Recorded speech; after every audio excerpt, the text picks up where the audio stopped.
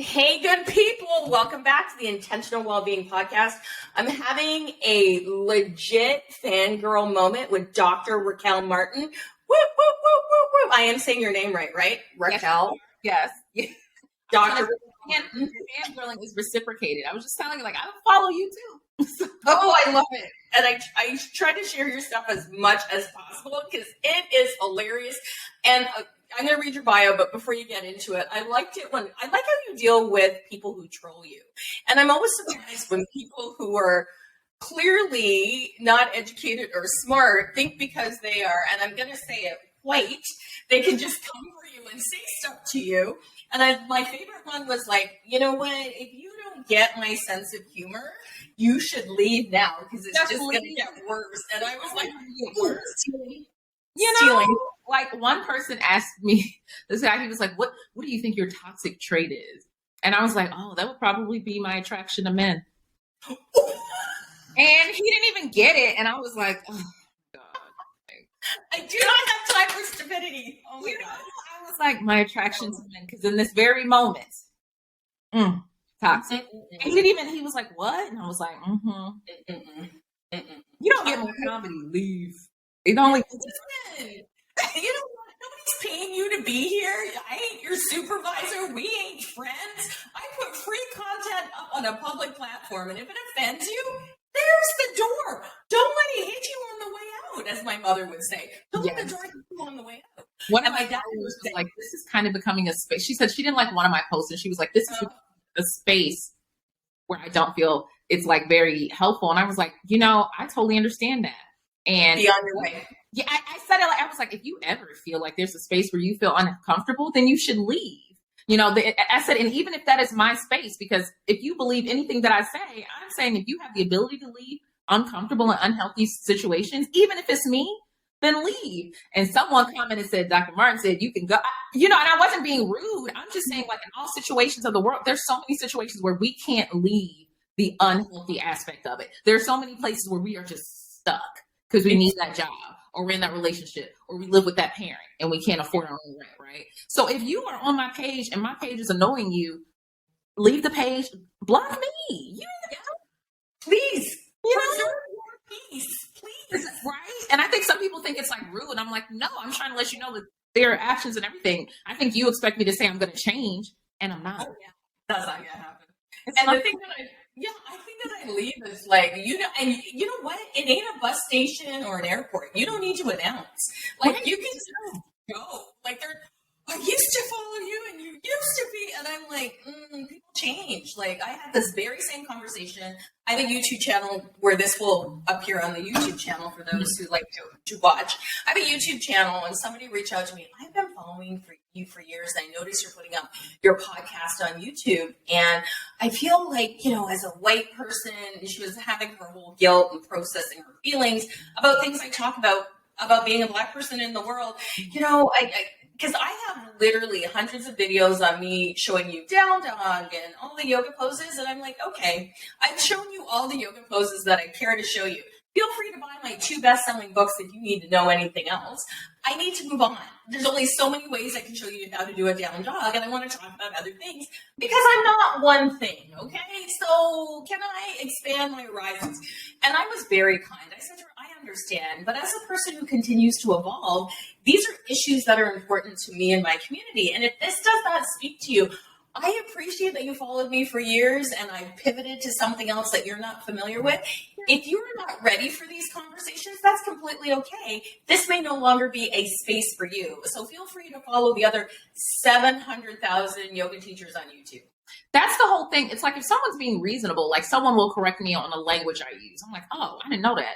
Correction. Yeah, me too. Hello. Or saying like, oh, have you thought about it this way? Love that. But they didn't like the way I mentioned something about like race. I was talking about colorism, and they didn't like my perspective. And I'm like, oh, that's probably not going to change.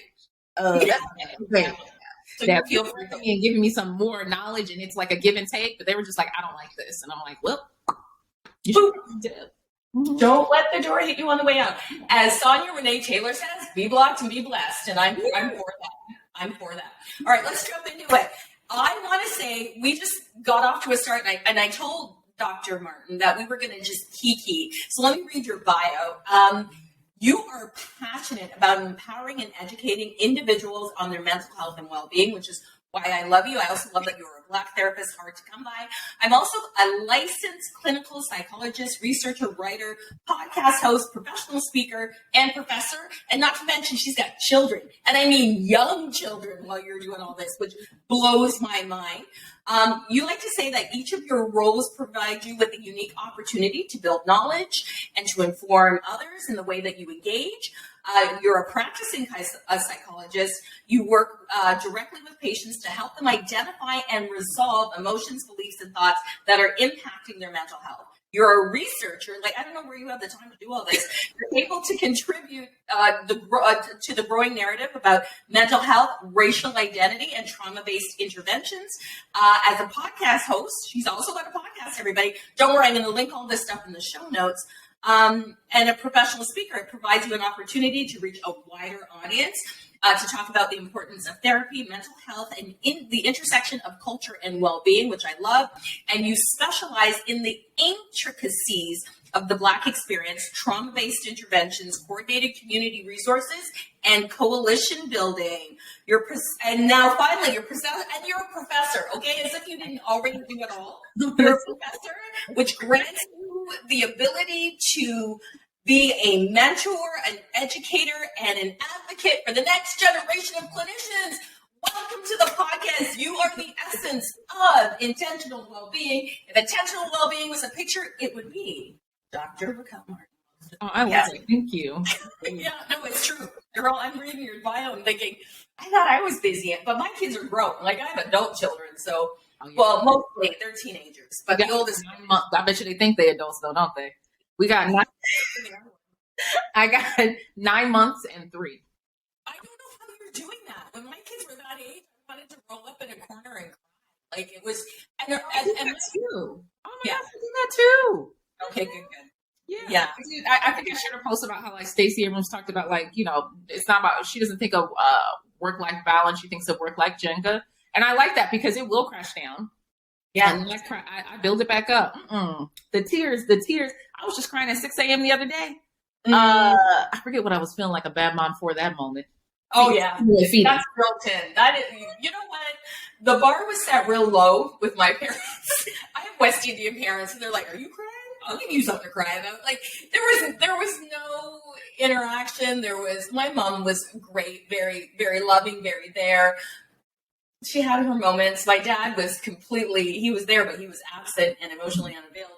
And as a Gen Xer, you just dealt with it. Like, there was no therapy. There was no talking to anybody. Your guidance counselor was going to help you pick out your courses for the next, That was it.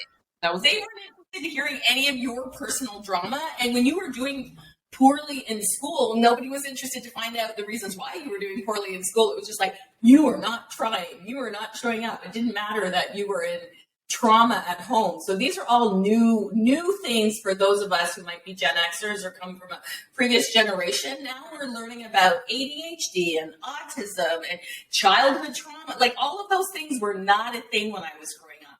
So I'm reliving all of this now, and I've been excited because not only do I have a Black therapist, I'm of Barbadian or Bayesian descent. She's also from Barbados. So she understands the Caribbean culture and the Canadian culture, and she lives in the city where I grew up. Like, I don't know how I found her, but I'm hanging on for dear life because she's just a younger version. I mean, that it's not even just like a specialty with like a clinician, but even just them being able to understand your experience, right? Because just because someone is Black doesn't mean they'll understand, like, you're Black, like there's generational differences. The African diaspora is, I mean, come on, right? Yeah. So, like, listen, how happy were you when you found... Then I latched onto her, and she's like not even 30, but she presents as a very wise maternal person. And literally, she's on Instagram. That's how I found her. I was like, I read her bio, and I'm like, wait a minute. So I slid into her DMs. I'm like, is there a chance you might be taking new patients? Because I think you're the therapist for me. And she said, not right this minute, but let me circle back when I've got some space in my calendar. And I said, I will wait. and the funny thing is, I live here in Essex County, Windsor, Ontario, Canada, and she went to school here. So the parallels are so strange. She's just a lot younger than me. She's a solid, she's not even 30, so she's a lot younger than me. And so when I talk to her, there's like a fresh perspective, right? Because I have been in therapy for most of my life on my own accord it's a long, sordid story. And so to have somebody who has a new, fresh perspective and who comes into therapy, like perhaps closer to her educational background, I think she's not tired yet. Sometimes people get set in their ways. I've always had white men as my therapist. So it's an interesting dichotomy to have somebody who's younger, who is from the Caribbean, who is Black, who has lived in all the places I've lived in. There's something super magical about that. Yeah, honestly, it sounds magical. And you mentioned such a good point with the fact that, like, what you mentioned was like burnout, like how when you get older, some people get burnt out. Even just like with having compassion fatigue, like the significant aspect of like with my training period was in trauma-based interventions, which means you have to be exposed to patients with trauma. And there were patients that looked like me because I was in Baltimore at Hopkins, and it was just, it's fatiguing. And that's just the training. Because like within the training, I have a bachelor's, I have 2 masters, I have a PhD, I did internship postdoc at Hopkins. You have to have like a couple thousand hours to apply to internship. Then you have to have a couple thousand hours of like clinical care to apply to postdoc. And then you have to take your licensure. And you're dealing with patients this whole time. And depending on what your specialty is, trauma from your patients, let alone trauma in the world. Yes. There's so much compassion fatigue, and even more so with like Black clinicians, because you're dealing with helping your patients through racism and discrimination in life. And then when you leave session, you have to deal with racism and discrimination in life. So I feel like Black clinicians and like people of the global majority overall tend to get burnt out quicker because you're dealing with your own discrimination, and the demand for us it's just higher. Like it's just higher because just like you mentioned, like the magic of finding someone who like, okay, here's a start. Oh, you went to the same neighborhood. Oh, you're from the same place. Now I was gonna rock with you before. But for real now. Yeah, like it's like, oh man, I kind of wish we could be friends, but I'll take you as a clinician. It's fine. We'll do that. Like it's just, I feel like a lot of people forget that, and I always like I try to help people at times find clinicians, and I totally get their frustration with like I can't find anybody. Everyone is booked, and I'm like, yeah, because we're at a space where people are more so comfortable with stating, nope. I'm going to work with who I want to work with. I'm consistently being invalidated by this one population. And I'm going to be honest, for a lot of people, it's hard to work with individuals who may look similar to the individuals who are oppressing you at work or at school. So like I was like, people are like, where's your wait list? It's not, I don't have a wait list because I don't even want to disrespect y'all like that. All right. There's no point in waiting, y'all. Like I work on patients for a little bit. Let's not I'm not even gonna play y'all like that. Let's not even do it. Every time they ask, it's like I don't have one. I don't have one. Oh, wow. Yeah. I'm so impressed by you because you have done so much at such a young age. It's kind of a forced thing though, right? Like there's like no option. I very much see it as most Black people and people of global majority, we get into our fields, but it's part of it. I personally believe to have like a strong form of like identity development for people of color. There's some aspect of activism in our life, right? It's necessary to meet some aspect of identity development achievement that's activism. Most of us do it through our work. Right? Like think about how you were talking about, I do yoga, and then I'm talking more about like my experience, which is activism, because activism is also showing their different narratives out there. So you can, most people don't feel like they can be what they can't see, right? That's activism. So like I had to like streamline through, because in my training program, I would be like at the PhD level, I'd be working with these clinicians and like we're all like really competitive and doing these great things on the score. And then I see their clinical work and I'm like, that seems kind of racist. Do you think that seems kind of, and they can't see it through their lens. And I'm like, I gotta do this program so that I can have at least 10 less traumatized people a week that I see, cause like y'all not getting this. Y'all are not getting this. Y'all just don't get it. Like I very much feel like if I never went to Fisk, like at an HBCU to get my bachelor's in psychology, I never would have been a psychologist. Really? No, if I didn't go to HBCU, if I didn't have my initial training in psych be from like a Black psych lens to talk about like the advocacy that psych could have and the way it could like change different aspects of the world and like bias and stuff, I never would have been a psychologist. Because the typical psych classes, say if I went to a PWI, it's all about like Freud and Jung and Piaget and stuff like that. You don't hear about Black racial identity development. Dr. Jawanza Kunjufu. You don't hear about Dr. Rob Williams or Kenneth and Mamie Phipps Clark. You don't hear about any of that. You don't hear about liberation psychology. So like, why would I try to be something I don't see if I don't know it exists? Exactly. Versus like at an HBCU, my culture or some semblance of my culture is the core curriculum. It's not the elective. I don't have to take another class to hear about how like policy connects to Blackness. That's in the syllabus. Like I don't have to take another class to do that. Like I don't have to hear about like Black identity and psych in another class. That's in the syllabus. Oh my gosh. I am 3. Like, you know, like, so like, I am envious of that perspective. Like, that's amazing. And I think that's great that you had that opportunity to go to an HBCU and get like a lens. And I stepped into activism completely accidentally because at the time I started teaching public yoga classes, I was the only Black teacher. I was the only plus size teacher.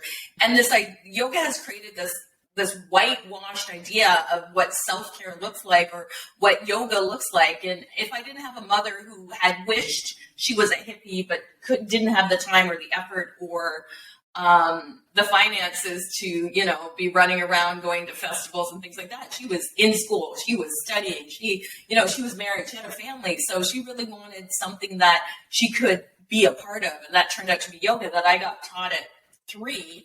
And it wasn't until I started stepping into these spaces and just seeing how racist these spaces were, how ableist these spaces were, how I wasn't seeing other people of color participating in a practice that had the ability to make them able to care for themselves, to give them tools to make better decisions, all these kinds of things. I thought to myself, I need to reach out to my community and say, yes, this is also a space for us. So I call myself the accidental activist. And then once I came in there, I was like, wait a minute, I've been always advocating for my people.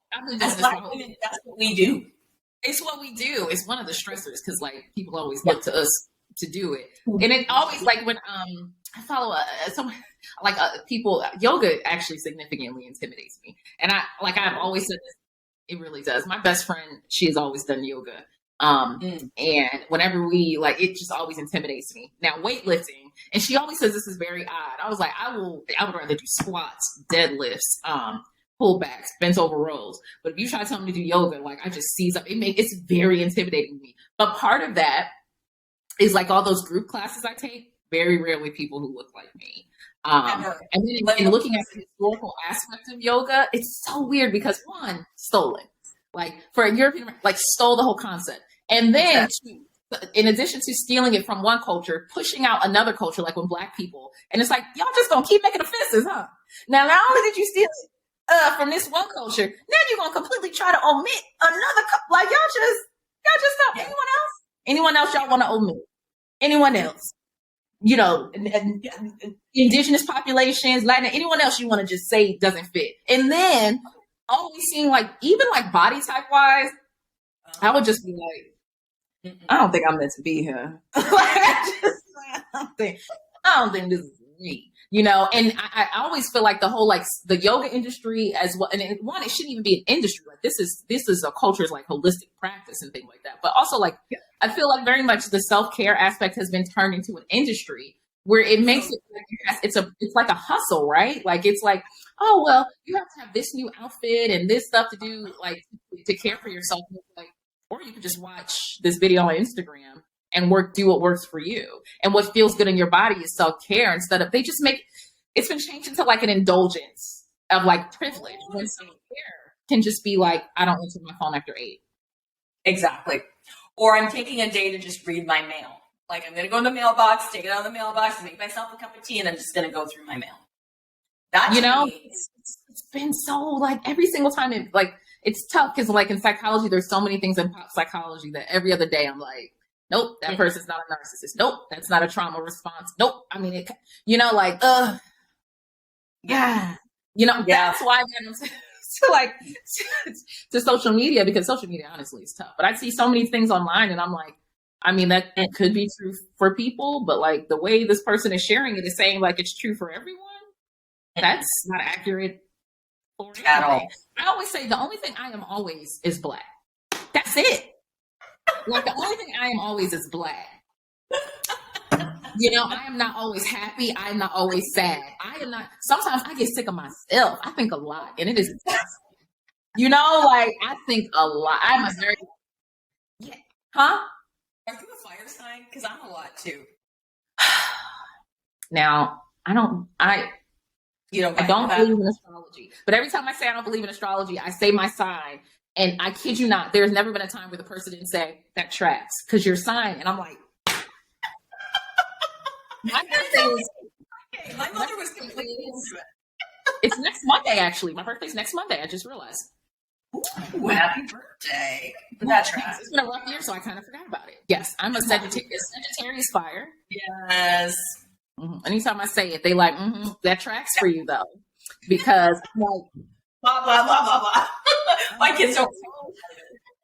They're like, Mom, that's just a load of garbage. I'm like, no, listen, all of my friends, there is not one of my friends who does not, and it's not even just astrology. They'll tell me, like, somebody asked me one time, what time was I born? I said, listen, and I didn't have my friends since day one. And I'm like, y'all know darn well I'm not doing this. And they're like, you're right, because that's typical Sag behavior. Because I'll be like, what? I know, right? You know, Raquel, she a typical Sag. Just let her go. Just let her go. She going, she thinks this is her personality. But if she knew more about her sign, she would know. And I'm like, and then you were like, damn. We're not even least bit curious just to look at it for fun, like And I wouldn't even have to look it up. If one day I went up to my friends and be like, hey, do you want to tell me about my sign? They would be like, bring out a book. Finally. Okay. So you remember that time when you did that? That was because at that point, this was in this, and your sign responds poorly to this sign. Yes. And if you would just, it's funny, because in yoga, there's Vedic astrology, and that also governs, the poses that we do and the feelings that we have. And it's just kind of funny because it's this underlying, I'll put it in quote, pseudoscience that is in a lot of spiritual practices. So I think it's interesting that you're not even like a little bit curious. I would say the older I get, you know what part of it could be? Even though the majority of people around me are black, and the majority of people around me, I actually can't think of anyone who does not believe in astrology. When I think of astrology, like coming at it from a younger age, I think of being in like a doctor's office waiting room, seeing a random Cosmo magazine while I wait, and then looking at the little astrology portion in the back. Oh, today you're going to meet the man of your dreams or the person of your dreams. You're going to do this, that, and the other. That's just garbage. That's just even though like everyone around me who believes in it is black. When I think of it, I just be like,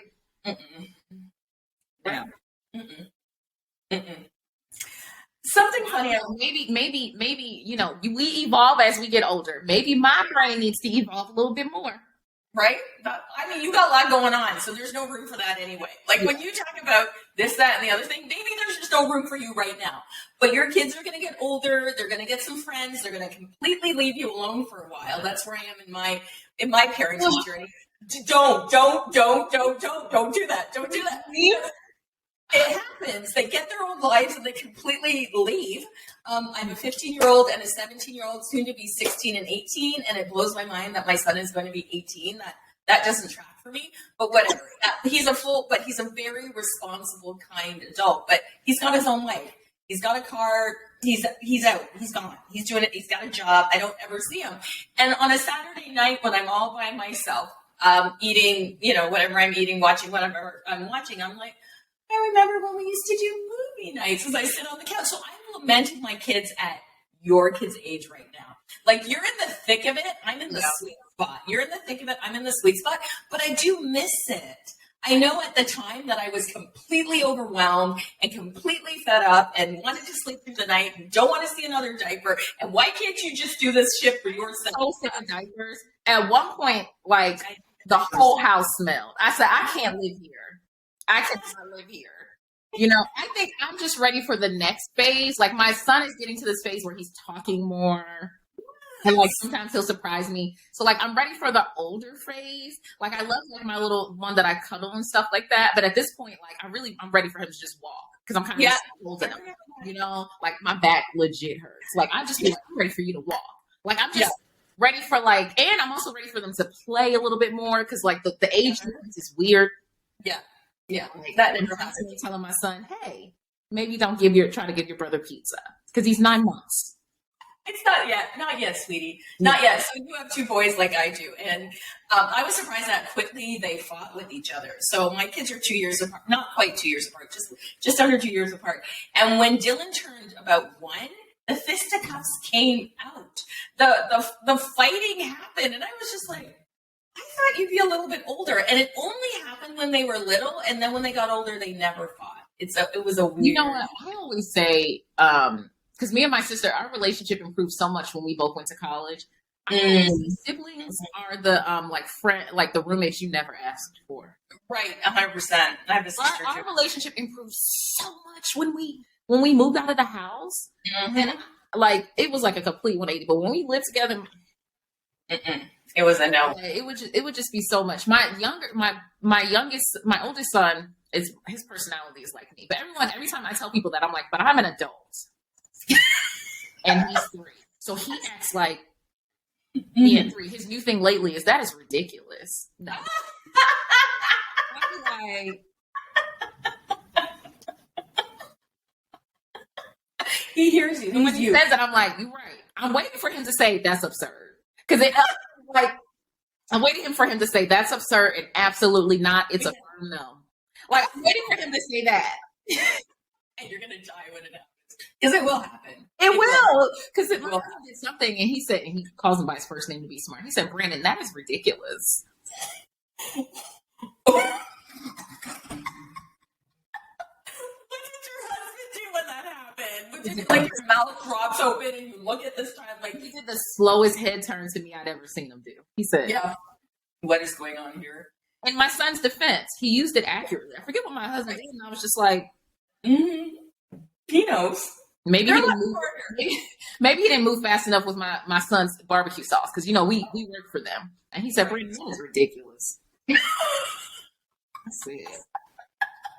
And then you don't want to laugh because you don't really want not to laugh because it's just like you are amazing. 100% right, though.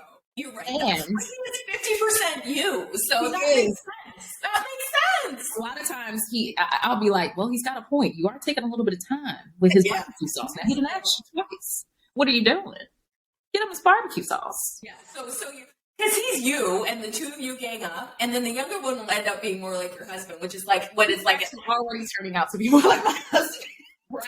And then it'll be you 2 against them 2. Because that's how it is at my house. Because the same things that irritate me irritate Nathan. I dug out a picture of me when I was 5 years old, and I had a picture of him side by side. We looked pretty much identical. He was just a male version of me.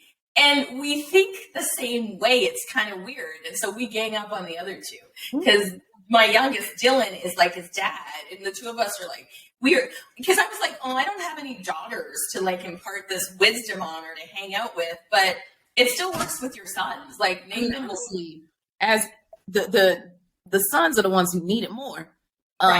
Because I was just telling my husband the other day, I was like, we always celebrate these strong men. You know where strong men come from? Strong women.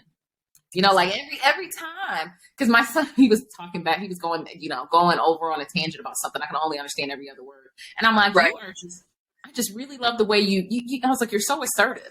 And I told my husband, I was like, and he's going to be assertive versus if he was a girl, he'd be aggressive. And right. My husband is just like, it just never ends. He can't just talk. I was like, I just want to point out that Russell is just like me. And he gets called assertive. And I get called aggressive. Yeah. And also because of this, we're aggressive because of this. If a white woman throws a whole tantrum the same way we throw a tantrum, it's a different categorization, right? One of my students, she was like, what's the difference between aggressive and assertive? It was like a freshman. And she was like, I'm genuinely curious. And I was like, you're erasing your gender. 100%. 100%. Good answer. Good answer. Like when I carry on and start crying, pretend to cry in places where I want to get sympathy or I want to get out of something, nobody lets me out. That's a white woman trait. That it never works for me ever. Like ever. If I think maybe if I just start to look sad and turn on the walk, I never get away with anything. Never. So why try? So if you already got a problem, I'm gonna just give it to you how I give it to everybody. All right, tell me. I told you that it was a no. So either get my product or get out. Or give me my money. You know, like most of my was like, why do you? I was like, because listen, bottom line, this is how I look, this is how I act, and it's honestly, your personality will bring out one thing for one person and one thing for another person, right? Yeah. Because when your skin is weaponized, people take it however they want to take it. So like most of the time, I'm like. Some people are like, well, do you ever feel like the need to change the way you act? And I'm like, no, because I can act one way and I get received amazingly. And then act that same way and the other person receives differently. It's not me. It's the way people perceive me. So why not me engage in the way I feel the most comfortable? Because why not? I know who I am because I know who I'm not, right? Like people saying like, oh, that's disrespectful. I'm not disrespectful. So that's a you problem. Or, oh, that's being rude. I'm not rude unless you earn it. Right. Right. In that sense, it's like, I always say, no. And how do you stick with your authenticity? I'm like, well, one, this took a long time and tears. But also, like, I very much I know who I am because I know who I'm not. So when someone tries to say something that's antithetical to me, I'm like, that's not me. That's your perception of me. That's your perception of me, but I know who I am because that's not who I am. So I think. I am grateful that you have figured it out at this age because I'm 52 and I just figured it out in the last 10 years. So you know what pushes it more? The training in mental health, and like I was seeing so many issues, and I would have to speak out more because there was no one else in the room looking like me. I think it also very much is like the more degrees I got, the less people that look like me, the more stress I felt to advocate for people who did look like me because no one else was going to do it. And because of that, I just always I feel like I've had way more experiences than other people my age of getting pushed back and getting someone trying to talk down to me. And I had to learn pretty quickly, just even for my own mental health, like, when am I going to advocate and when am I not going to? I think it is more so because of my training, because if you have no one else in the room to advocate for people who look like you, I'm going to have to do it. You don't have a choice. And I feel that's what's up for us, for Black women. Something that came up for me recently is a white woman said to me, we do not deserve Black women. And I never heard a white person ever say that. And this was a relatively young person who said that. And I thought to myself, we show up because we don't really have a choice. Like, I would love not to show up. When we talk about in the mental health space about taking rest and how important it is for us to rest as part of activism, rest as part of self-care. Whenever I hear the Audre Lorde quote come up about rest and self-care as a radical act, I'm like, yes to all of those things. But if I step away from the front line, who's going to step up? Like, will we lose traction if I step back? And that is something I think about all the time. I would like to not always have to advocate for everyone, but who else is going to do it? I mean, and what you're naming is like one of the, it's like, okay, so, let's say we're out and about and like everybody, you got to wear a shirt or something. Like everybody has a shirt. Right. Black women, what you're naming is just like the extra cardigan that like all of us own. Like, and you have to deal with the stress of the world and like, well, if I don't do it, who else is going to do it? Mm-hmm. And, so many times people will talk about, and this is why like getting specific with your clinicians is really important. So many times people will talk about like, oh, well, everyone has stress. Everyone does have stress. In addition to that, I want you to add my stress as a Black person to think like, imagine the process of people just have like, well, if I don't do it, who's going to do it? I have children in this world. Yeah. And if I don't advocate for a better world for them, who's going to do it? It's a very specific thing for like people who go majority and Black people, because if you're a European American person, you don't have to worry about who's going to advocate for you. You're always going to be advocated for. I remember one time when I was pregnant with my first child, we were in this mom's group and I was talking to this woman and she was a European American woman and she was pregnant. She's like, oh my gosh, aren't you so excited about being pregnant? And I said, I sure am. I cannot wait to meet this baby. I said, I also have a significant amount of fear about having a Black child. Yeah. And she was just like, well, what do you mean? And I explained to her about like, one, I keep having nightmares about dying in childbirth. Two, I keep having concerns about the fact that we just found out it's a boy. And, I knew I wasn't sounds odd. I knew I wasn't ready to rear a girl. because that takes a lot. But then I found out it was a boy, and I was like, I don't think I'm ready for that either. And then living in America and being weaponized, and even I don't even know if they're like just having concerns about that. And she said, I've never had to think about any of that. Of course, you haven't. She's like, I get to just revel in my pregnancy. And this is why I always say we're only as educated as the narratives that are shared, because she was sitting there and like, I saw like the look on her face, and she was just deep in thought, like, pregnancy is already stressful. Mm-hmm. I haven't had to think about dying during pregnancy. I said, I have a nightmare about it at least once a week. Mm-hmm. Mm-hmm. Delivery, having babies is life or death anyway, but it's very much like there's no joke. It's life or death for Black women. Yeah. Yes. Yes. And just being a mom, like, well, not only do I have to rear my child, but like, I need to fix this world, because who else is going to do it? We vote in droves, and that's why we're exhausted, right? Like, we vote, we're supposed to vote. We say what we're going to do, and we do it. We don't just say what we're going to do and not do it. We say what we do, and we're going to do it. We build coalitions. We, make sure we're doing it. And we go to work.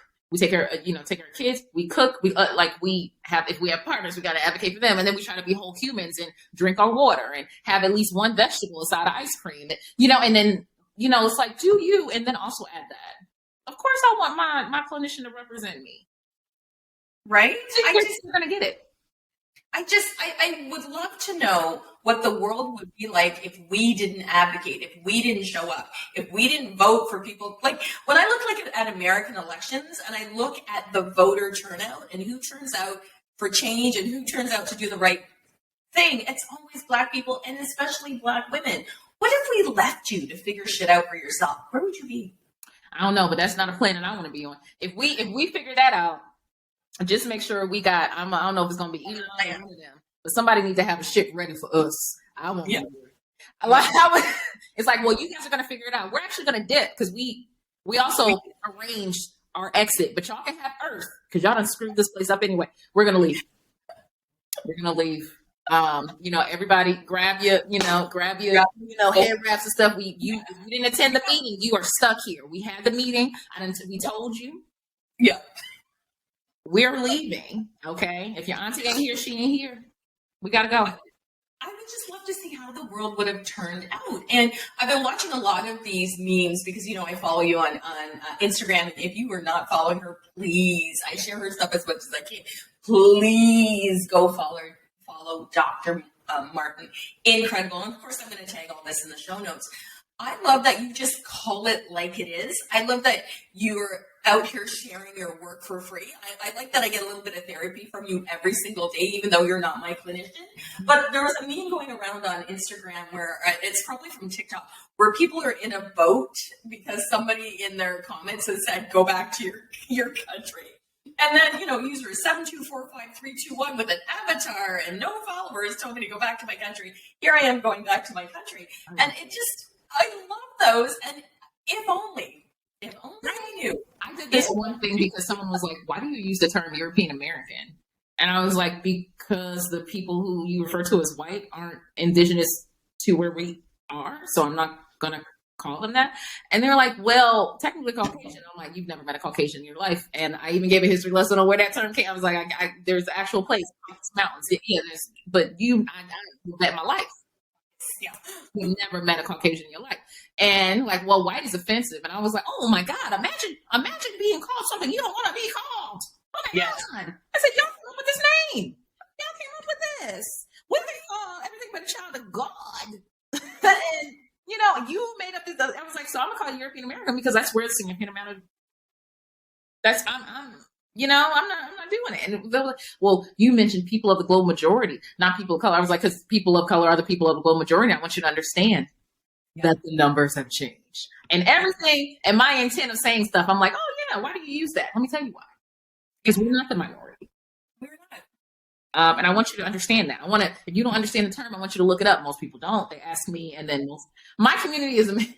With you. Yeah, my community is great. I'll comment. They'll ask a question, and then someone will always comment. Google is free.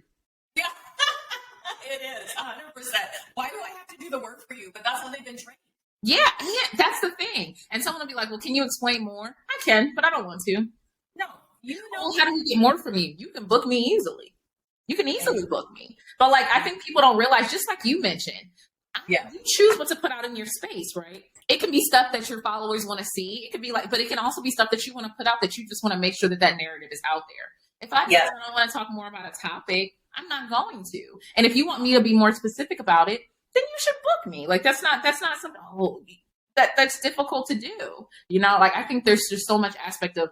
I was talking to my husband the other day, and he was like, I was like, you know, I learned a lot from people with how they choose to go through situations. For example, like I cannot have a question and not answer the question. I asked him, I was like, can you ever have a question and then just not find the answer? He said, yep, all the time. I said, I can't do that.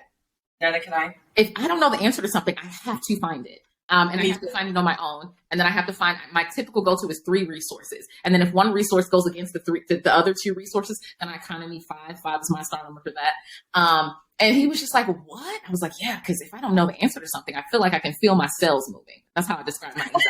I can feel my cells moving. I get real anxious. Yes.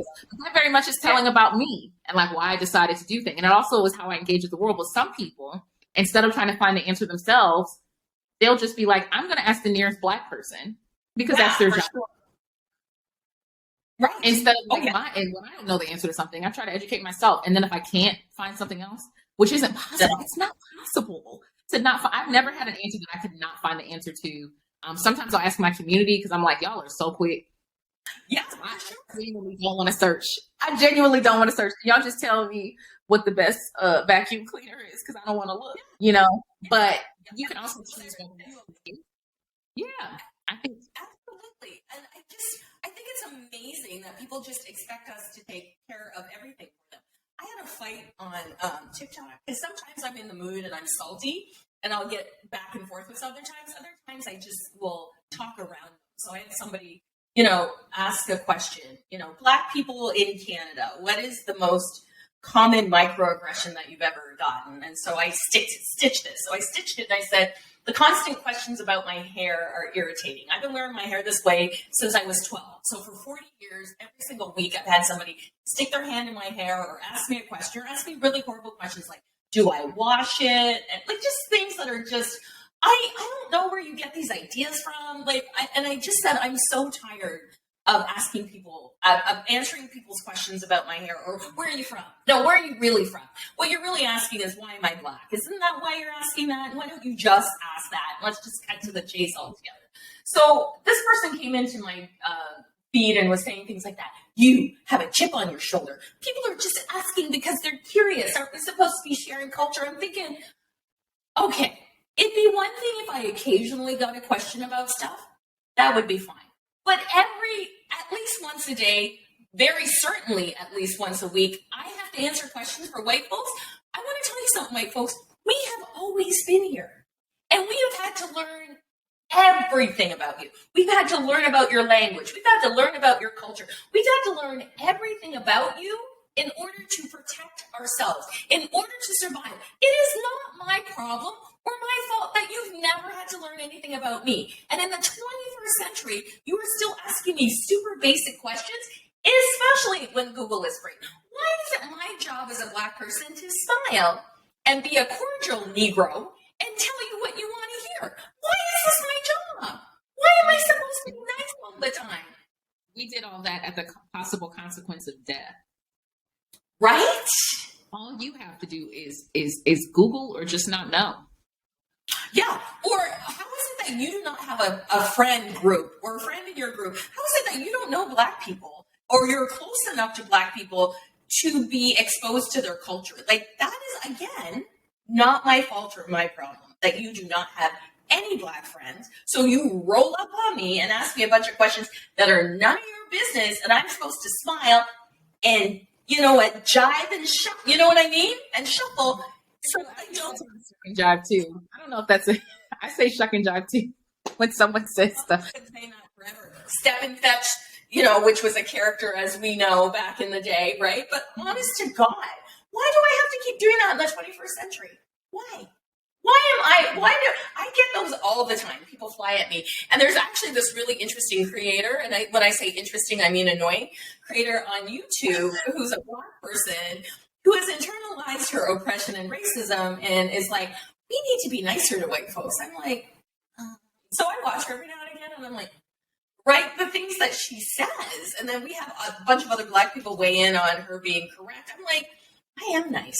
You can take it however you want to take it, but I'm not here to shuck and jive for you. I'm just not. No, that's not your job. And honestly, your mental well-being will be better for it. Because when you constantly feel like you have to mask, that's exhausting. Like instead of putting energy towards engaging in the world and evolving and taking in new information and enjoying like even just social relationships, you're focused on appeasing other individuals who shouldn't really require that from you anyway. Your well-being is significantly better for choosing not to do that. Because that's a stressor. Like some people think we're code switching, but we're not. Code switching refers to language. Most people are masking. They're changing the tone of their voice. They're changing their clothes. They're straightening their hair. They're mimicking body. They're not standing up while other people are sitting down because God forbid, like you think that we're inappropriate. They're adding extra time to their emails because you want your emails to be fluffier, like acting in ingenuine ways. And imagine how much that takes on. Like, and not only do I have to do my job of, just being a human being, but I have to manipulate who I am as a person for 40, 50, 60 hours a week. It doesn't even matter how many hours it is a week. 1 hour is too much. So like you deciding not to do that, your mental health is that much better than it should be. Like I get that authenticity is a privilege and I don't want anyone to act in a way that will make them lose their job. But I do want you to look into the aspect of spaces and acknowledge how long are you behaving in a way that isn't genuine to you? And have you taken the time to think maybe that's contributing to your exhaustion and your burnout? Because no amount of PTO is going to make you feel comfortable enough to go back to a job you loathe. You went on that 1 week vacation. You came back like I'm refreshed. And then 2 hours into it, you're like, oh my God. I can't wait for my next vacation, right? And then something I liked about the pandemic, that I liked about being pulled out of public spaces, is there were less microaggressions to deal with. I could call, my groceries be at the door. I didn't have to interact with anybody. I could order food. It would be at my front step and I didn't have to interact with anybody. So I found that my mental health in some ways was saved or improved because I didn't have to be outwardly facing the world. I could cocoon in my safe space with my family and not have to constantly be explaining myself or put on a persona that makes white folks feel more comfortable with me or whatever it is. I could let go of all those things that are necessary for me to be Black in the world and to go along and get along, which is the generation my parents came from. And I'm past that, right? I'm past going along and getting along. I often say, I do not care if you do not like me. And if everybody likes me, then I'm clearly people pleasing and there's something else going on. I like it when people don't like me. And I also like to be called in, called up, called together. If you've got something you want to say to me and we can have a back and forth, I am here for it. And when I get something wrong, I will post it on my Instagram and say, yep, I fucked up. This was wrong. I learned this from this person. Thank you so much. And I will tag them and thank them for sharing with me. But you know what I mean? I'm tired of having the conversations and having to pretend my entire life. Right. And I'm glad we're getting to a place in the world around well-being where we get to say, I'm tired of playing this game. I'm tired of this. What you're talking about is you being able to take off the mask and how freeing it was. Oh my God. Like masking is a costly survival strategy. It is a survival strategy, but it is a costly one. And when it's like a generational difference, I often state like the older generation, survived so we can thrive. And I totally get where you're coming from with the mindset of survival, but that's not my goal anymore. And no. I think expressing it that way and then also saying like, thank you. Like, I want to thank you, Mom, and all that for surviving so I can thrive. And I also want you to appreciate that I'm able to engage in this world because of the way you did. And I'm gonna need you to chill because I'm not going to do it that way. And everything that you did contributed to me not having to do it that way. Right. But I'm always stating that I can talk to you all day. I do have to check out because we checked in a little late because there were some technical difficulties. Let me just ask you one question and I'm going to let you jump. What is your number one tool or maybe piece of advice that you could give our listeners in order for them to experience intentional well-being, being intentional with taking care of themselves? Big question. I always say that like self-monitoring is something that helps me every single second of the day. I've heard people say like, it's easy for me. I just got to a 10 real quick. And I think it's very easy to get to a 10 when you wake up every day at an 8. You don't know when you're waking up at an 8, if you don't know how you typically are at a 3. So I do a lot of self-monitoring with acknowledging like how I am on a good day, a bad day, a medium day. I'll monitor stuff like my frustration tolerance, because a lot of people don't realize that like low frustration tolerance is an indicator of a lot of things going on. One time I had an incident where someone took my, like a spot where I was going to, and when I finally parked, like I screamed in my car. I was really mad, and I was like, wow. The same way we tell kids, like, I think you might need a nap. I was like, something bigger is going on, because it was just an extreme response. And if I'm like really snippy, I get fatigued quickly. But I know that because I know on a typical good day, let's say like well-rested day or something like that, I can deal with frustration to a certain part. I get smart people all the time. But understanding what your baseline is so you can understand when you deviate from it. And then also just self-monitoring to acknowledge how long you've been away from that baseline. Because I'll say this to some patients and they'll say, I can't remember the last time I did not wake up upset. And I'm like, well, that's a greater issue. Because like, there's a difference between depression and dysthymia. Dysthymia is having depressive symptoms for 2 years or more, right? You go through phases of like ups and downs, but you never really go to like a baseline of what you think is more appropriate. And the reason why that's important to know is because then I'm coming up with a different treatment plan for you, right? Like, you know, if you're having ups and downs, we're coming up with like, how do we do with the significant symptoms versus the moderate symptoms? But a lot of times, and this is why therapy is helpful, the world is so quick and we have so many responsibilities that we don't really get to think about what is my baseline. When was the last time I was happy? What was going on during that time? Can I bring any of those things into my life now? When was the last time I was this upset? How did I monitor it? I think that self-monitoring and then also expressing ourselves appropriately so that we can serve ourselves in the way that needs to happen and other people can. Like, we'll tell people we're fine when we're not.